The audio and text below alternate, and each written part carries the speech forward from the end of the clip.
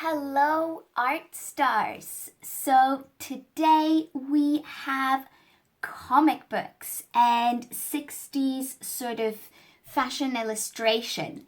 And with this lesson, I've got a little PDF of inspiration for you. So you can go ahead and have a look at that. We are going to be using our alcohol pens again today. And go ahead and grab your pencil crayons too. I have also gone ahead and sketched mine first so that we could concentrate together on coloring and bringing texture in. But I want to show you what I've sketched and talk to you about sort of how to tell your story through a comic book.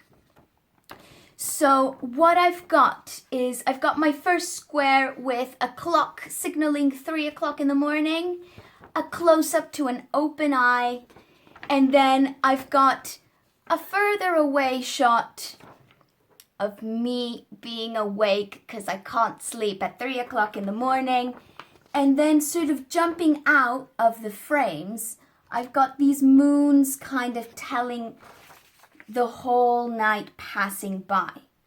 So with just 4 little frames, we've told a whole story.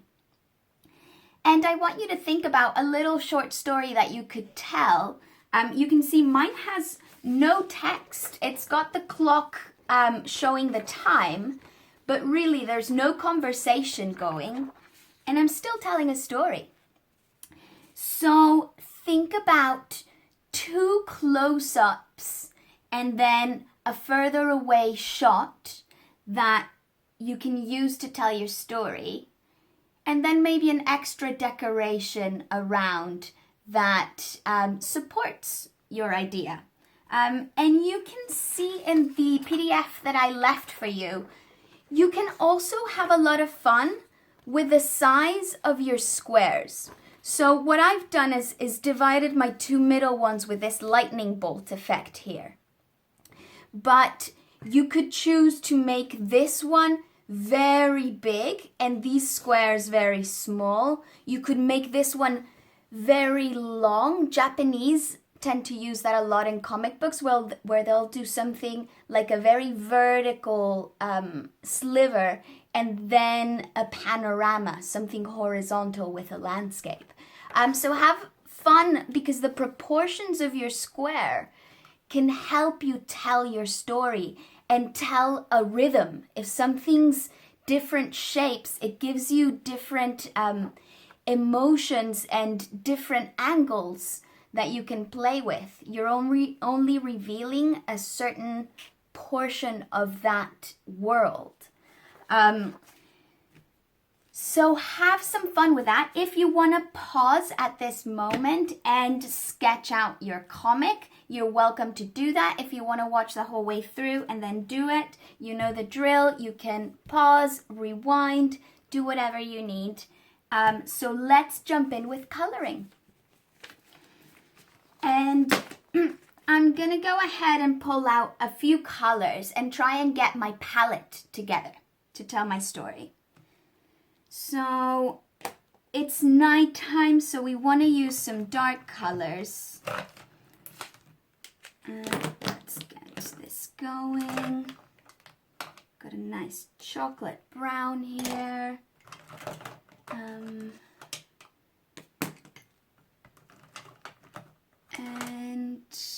maybe a beigey color for me.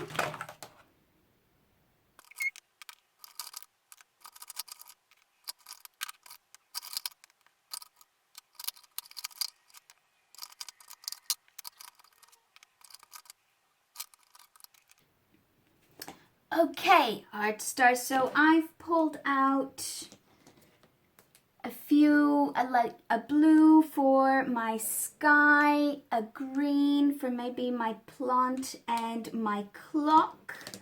I've got one called satin here that I'm going to use as a skin color, and a blush that I might use around the eye and helping with that bit. I'm gonna make my table a wooden table, and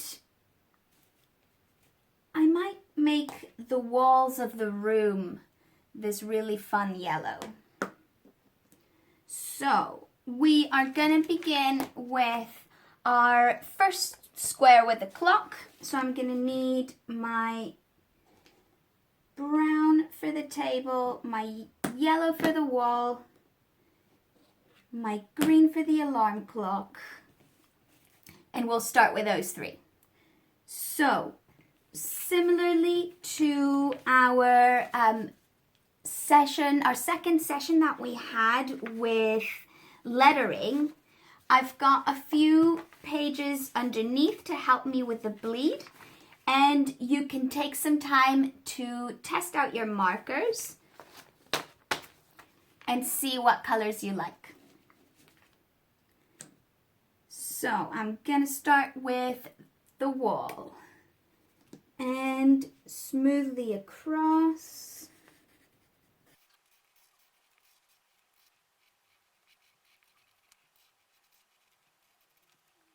There we go. So that's our first block color in. And we'll see how this dries. It might be that I need to come in and work a bit on that wall, but it might be that I just use it in my favor and shadow the clock a little bit to give that impression of where it's sitting on the table.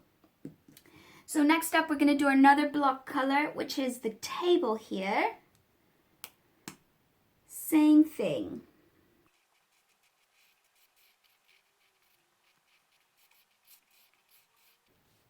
And always trying to work fairly fast when you're doing big block colors. And with this one, because it's wood, you could choose to then come in and do a few sort of little lines of the grain of the wood sort of coming through.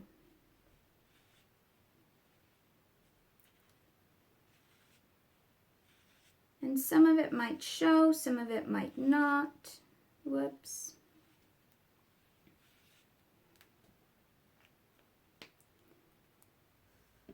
If I let this dry completely and then came in and did little wiggles, that would be a lot more contrasting than what I've done now, where it's still a bit wet and it's kind of bleeding through a bit. Okay, on to our clock. So what I am gonna do is do as if it were a bright green light on the clock. I'm gonna fill out in green and then make the background a dark gray.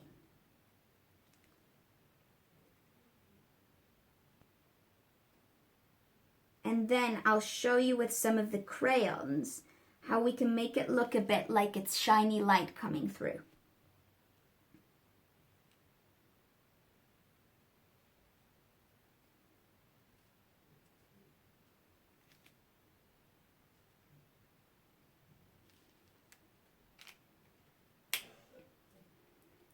Okay, and I'm going to use the dark gray for the inside.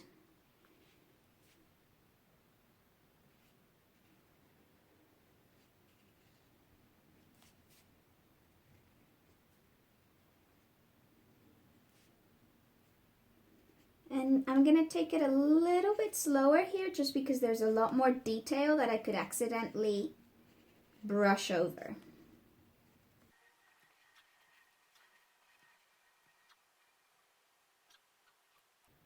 And sometimes when you're working with these, it pays off to leave little slivers of white. And I'll show you what I mean.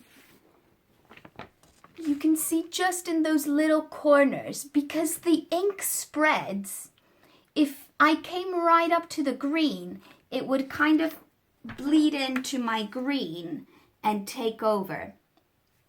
So always going and leaving a little bit of white, it's fine, that's going to fuzz over, and we can always come in and detail with crayons if we need.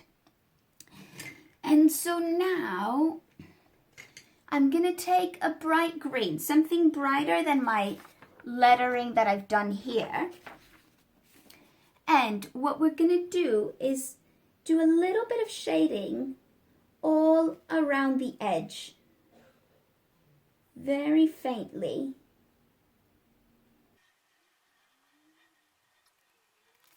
And I don't know if you can tell the difference there from the 0 to the 3. It's very, very subtle, but it just starts adding to that layering and bringing things out. So I'm going to go ahead and do the rest of the numbers.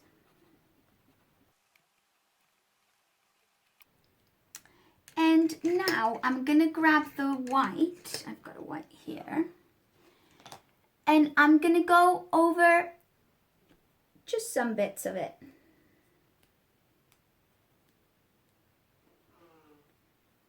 Maybe not all of it, but the bits that I feel need a bit of lifting more.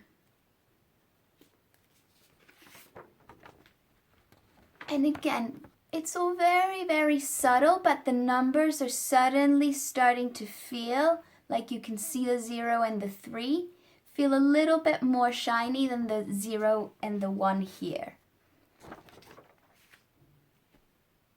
So it just all very slowly adds up.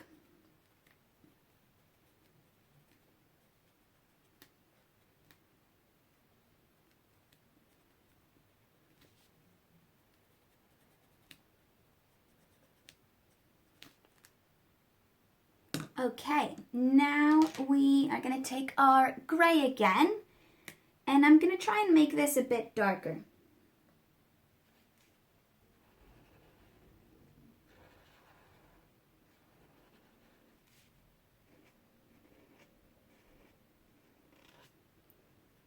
Trying to stay a little bit further away from the numbers this time.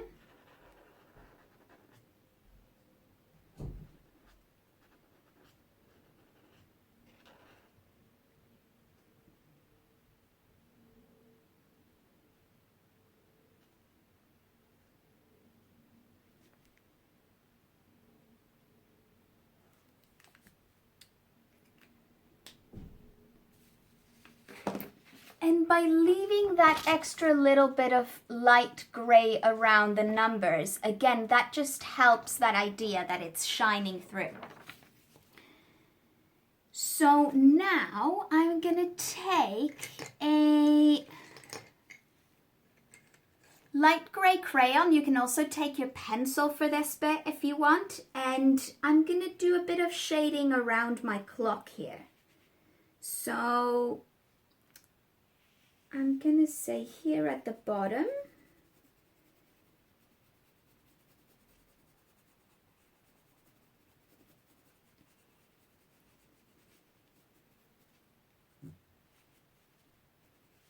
just a little bit where the button sits here, maybe there's a bit of shading.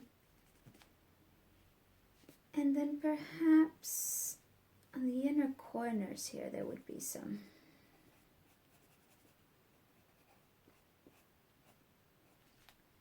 Now with shading, if you're never sure, you can take a flashlight or the flashlight setting on a phone and just shine it from different points of view to that object, and maybe you can get different ideas of how shadows behave.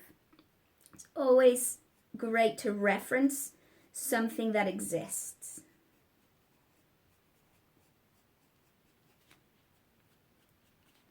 There we go.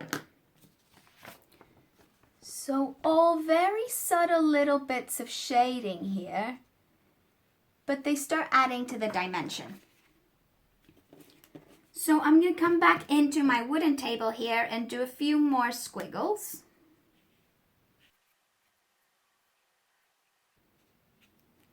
Lovely.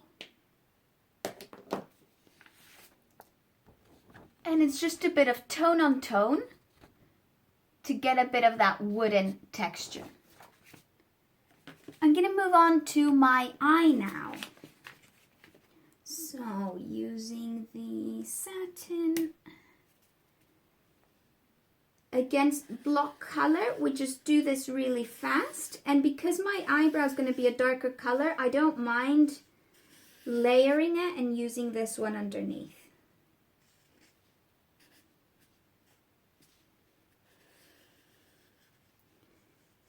Sometimes the pencil lines can move around a little bit and dirty your sketch. So I like to limit the amount of sketching I do to really just lines that I really need for reference. And then the rest I do with color.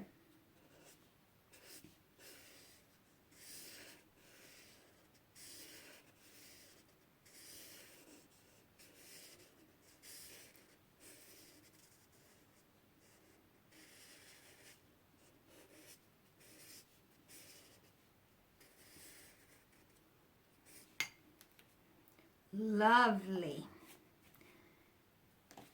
Now, while this is still a little bit damp, I'm going to go ahead and do some light shading.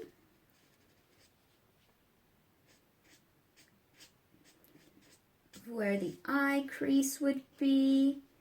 And you guys have practiced now some portraiture and shading, so you guys would know exactly where there's extra shadows here, a little bit underneath the eye. And because this is we can't sleep, I'm gonna try and exaggerate a bit these lines here under the eyes.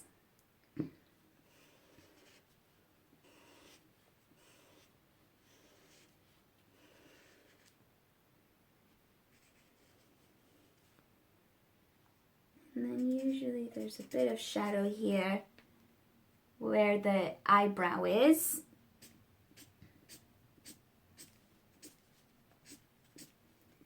And so when I'm doing a shadow that I want it to sort of dissolve into nothing, you want to do a movement like that and make it less pressure as you move. So moving slightly upward, like almost in a diagonal. And then that helps blend in that pen.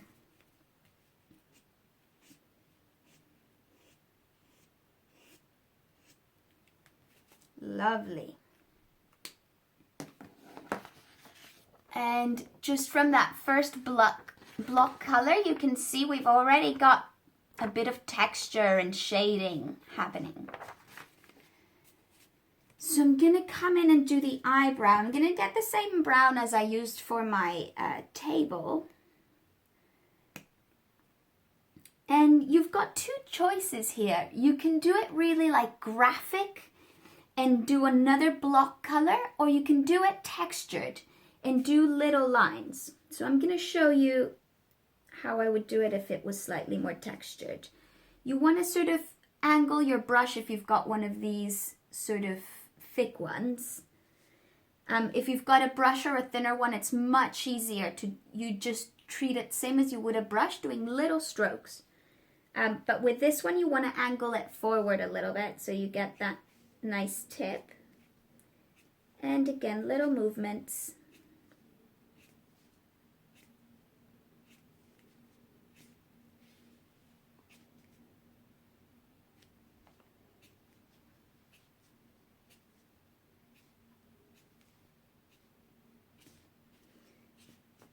And because this is a close-up, I'm choosing to do it textured because I feel like you'd see more of that hair if it's close-up.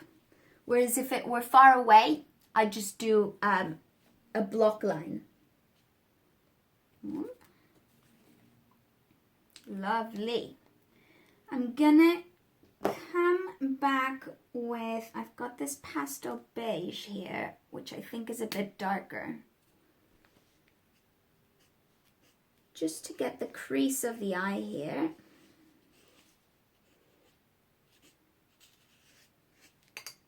And then the baggies again.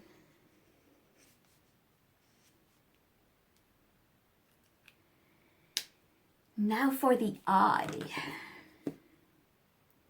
Let me see, I think I may not have grabbed a color for that.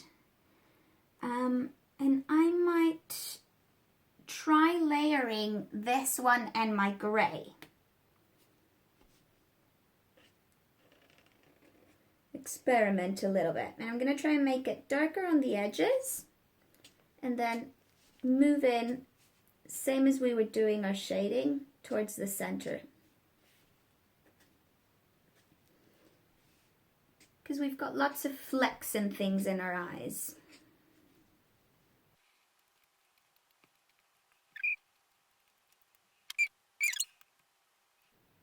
And again, these might react differently when they're slightly wet still to when it's completely dry. So please don't skip out on experimenting with that and seeing what you prefer.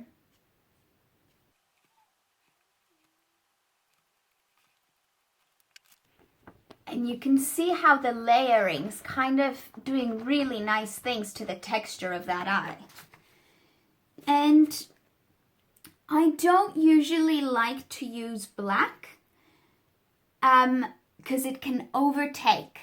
But when you're doing details like the pupils and the lashes, it's sometimes nice to use a bit of black. So I've got this one here that's kind of a brush pen one. It's a little bit old. We'll see how it's working. Yeah, it's a little bit old, but that's maybe to my benefit with this, so the ink doesn't run so much.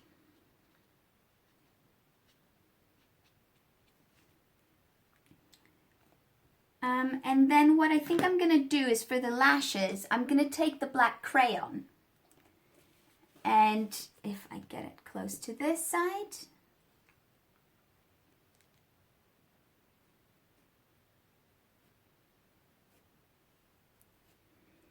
And before I continue with my line here, I just want to show you that because I've layered color here, my line goes a little bit fuzzy. There's a lot of ink that has spilled over. So crayons are a great way of tidying up those lines if you want something a bit crisper.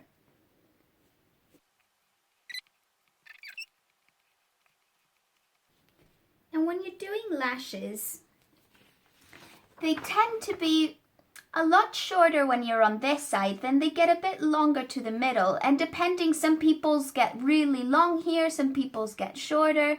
You can have fun with this like last bit. Maybe have a look, grab a mirror, take a look at your lashes.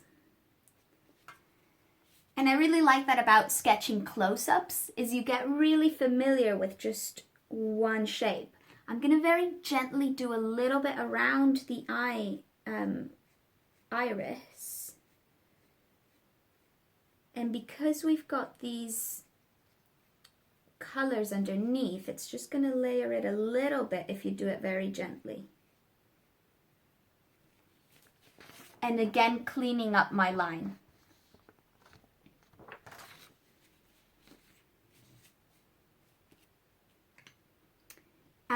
Now for the bottom one, I'm gonna switch over to like a brown crayon because I don't want it to stand out as much. And I'm gonna do like a little squiggly here for the tear duct. And this using like medium pressure to light. I'm not going in super strong with my crayon. I'm slowly building it up.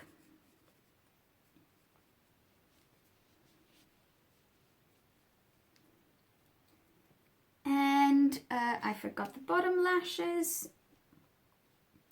And we're going to do these very gently. Very, very gently, because we don't want them to be as distracting.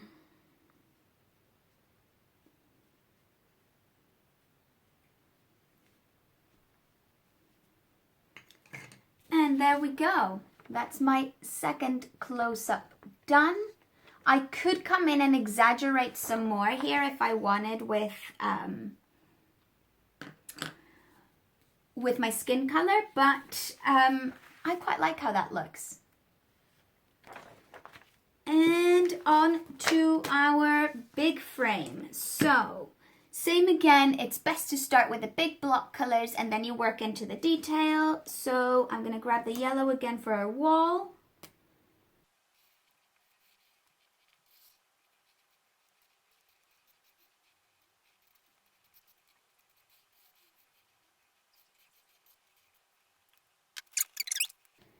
I'm going to come in and do this little detail of a painting poking out.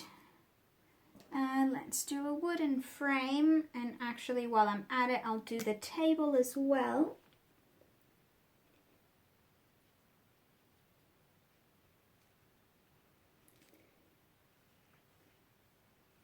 And when you're doing things that has little details that you want to show, like I want to show maybe the diagonal on this, and I'm losing it a bit with a marker, there's always the crayons to come in and sort of refine those little details. It's all about mixing and finding the balance.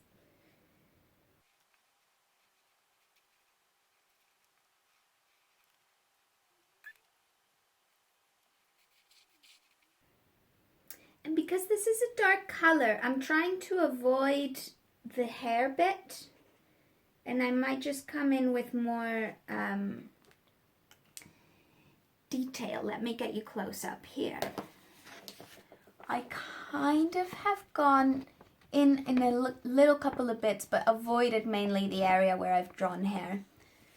So I don't go too dark too quick and lose out and have to come back and do more and more layering of light color, because it's harder to layer light colors on dark. There's only so much our white highlight can recover. Let's do a bit of purple for the duvet.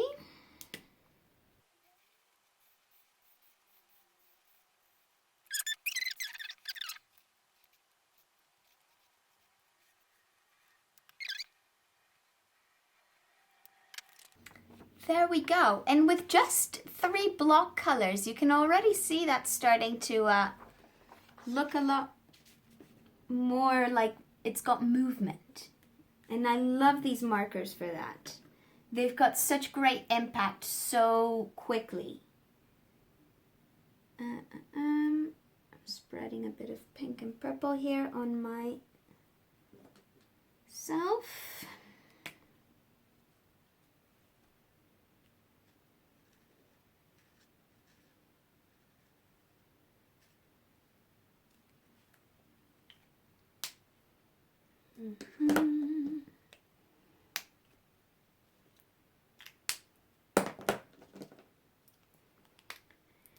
Now let's bring in our green.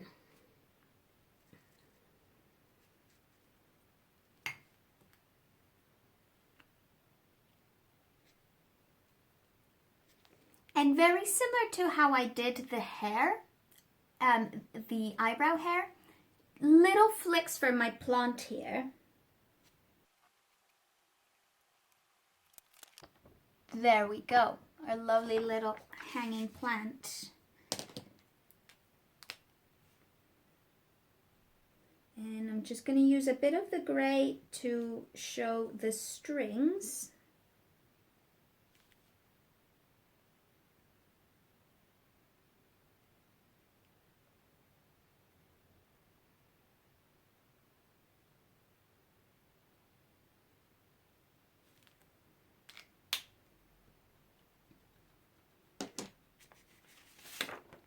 And there we go, our little plant is complete. Now we just need to do me and the floor. So I think I'm gonna use the grey for the floor. And you'll notice I'm keeping my palette quite limited and using the same colors over and over again. And when you're telling a story, it's great to keep that limited, because it's a very easy way of bringing people into what this world is, if it's got very defined colors. As an artist, it's one of our biggest tools to tell a story, is what colors we use and how we use them.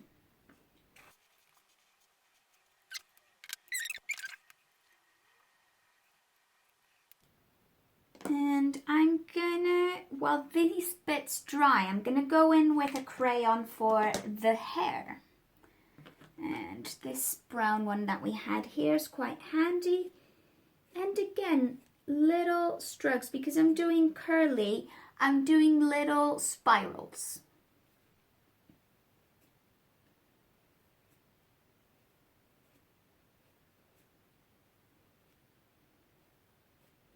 You can choose to try and do this with the alcohol pens as well and see what kind of texture you get. Just be careful because you're going to get a lot more bleeding. So you want to do a lot less lines. Whereas with the crayon, you really want to just layer all the squiggles on top of each other.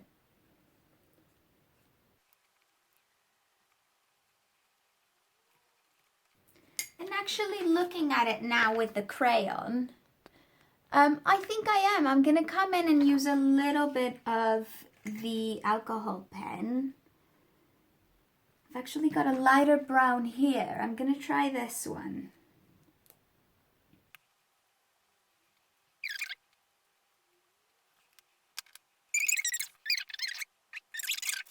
A bit bushy eyebrow.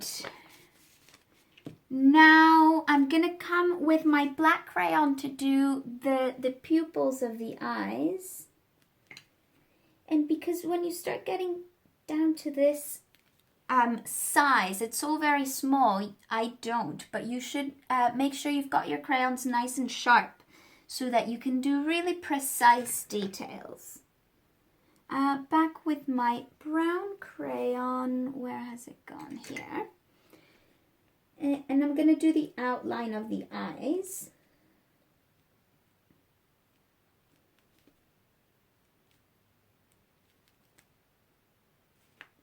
And a little bit of shading here for the nose.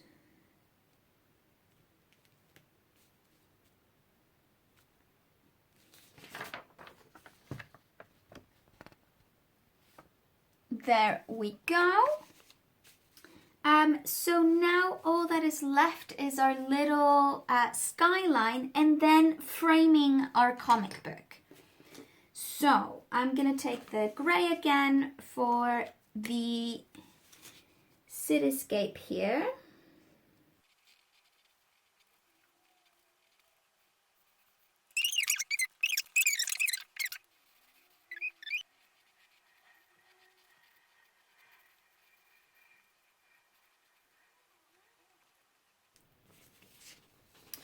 Lovely.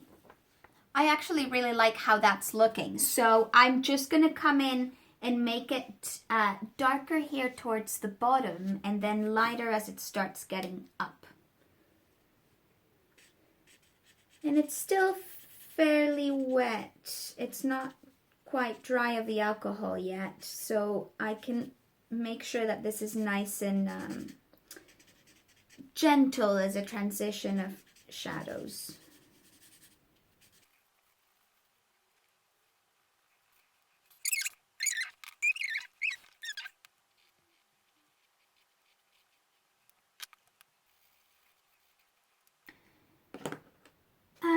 For the last touch on my out of frame detail here, I'm gonna grab some yellow and try and put my stars back in.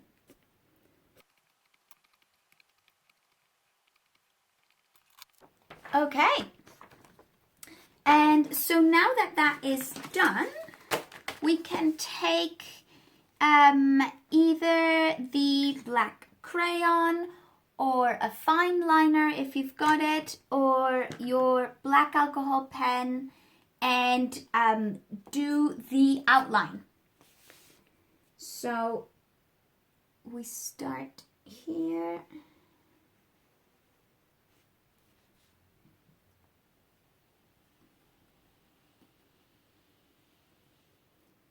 And feel free to help yourself with a ruler if you've got one at hand. But it's always good practice for a steady hand to try it. Oof, this one's really dying on me. I'm going to switch to the crayon.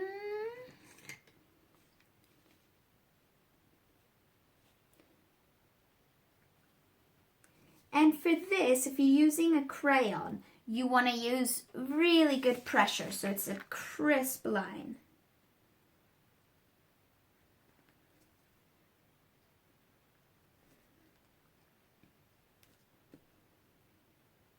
And you can see all those little bits that I'd kind of gone over and out a bit.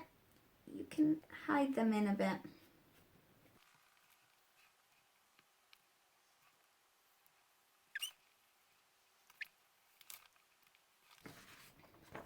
And there we go, Art Stars. That is a comic book done. I can't wait to see what you guys come up with and what stories you're going to tell. See you soon, Art Stars. Bye.